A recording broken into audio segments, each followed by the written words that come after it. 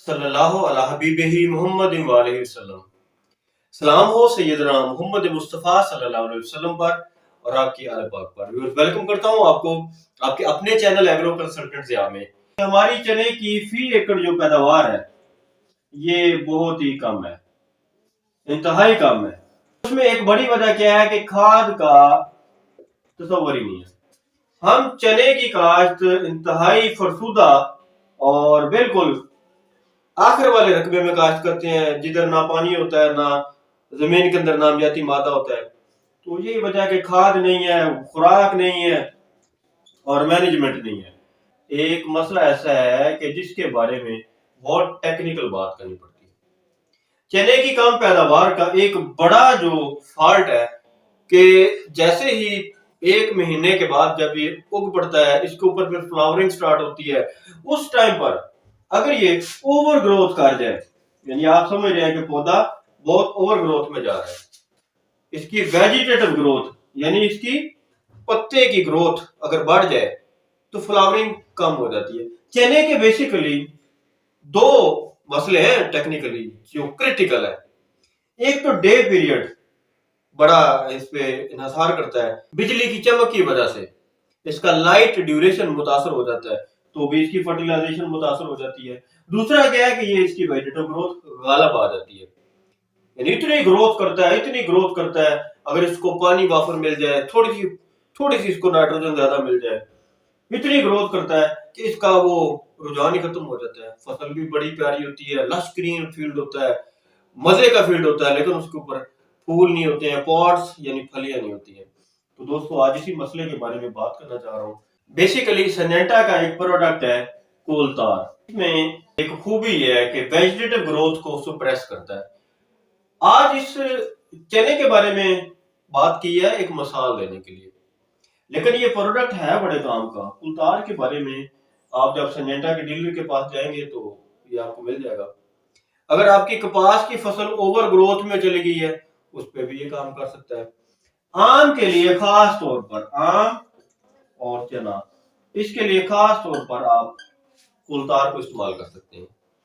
پہلے کول تار کا سپرے کریں اور ٹھیک ایک 10 دن کے وقفے سے یا ایک ہفتے کے وقفے سے نیفتھائل ایسٹرک ایسڈ، یہ آپ کو پتا ہے کہ پھول لانے میں بڑا اہم کردار ادا کرتا ہے۔ اس پر میں بڑی ڈیٹیل سے پہلے بھی نیفتھائل ایسٹرک ایسڈ کی بات کر رہا ہوں۔ پھول لانے والا یہ ایک ہارمون ہے، یہ پودے کے اندر اس کی ویجیٹیٹو گروتھ کو کم کرتا ہے، روکتا ہے، یعنی اس کے اندر جو پتے اور وہ جو نظام پتے بڑھانے والا اوور گروتھ کا جو نظام ہے اس کو کنٹرول کرتا ہے۔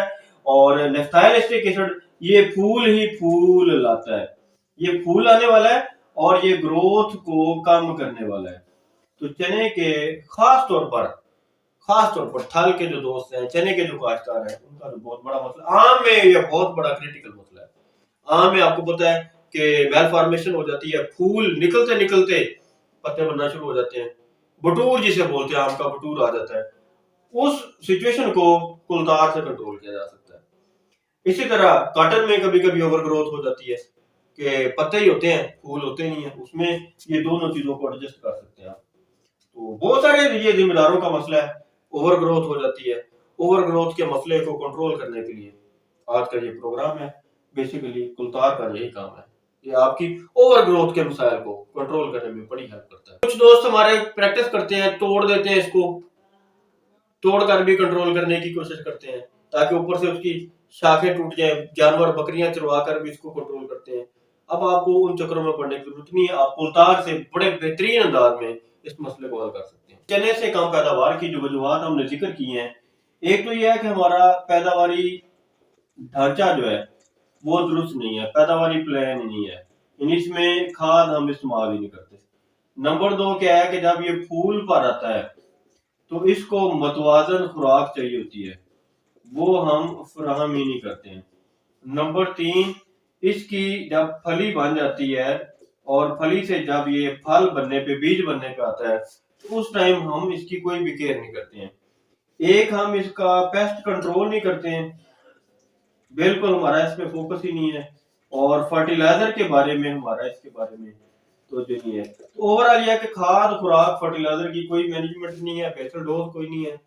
ہم اس کو صرف بارانی बारिशों के सहारे छोड़ देते हैं, इसलिए हमारी फी एकड़ पैदावार कम है।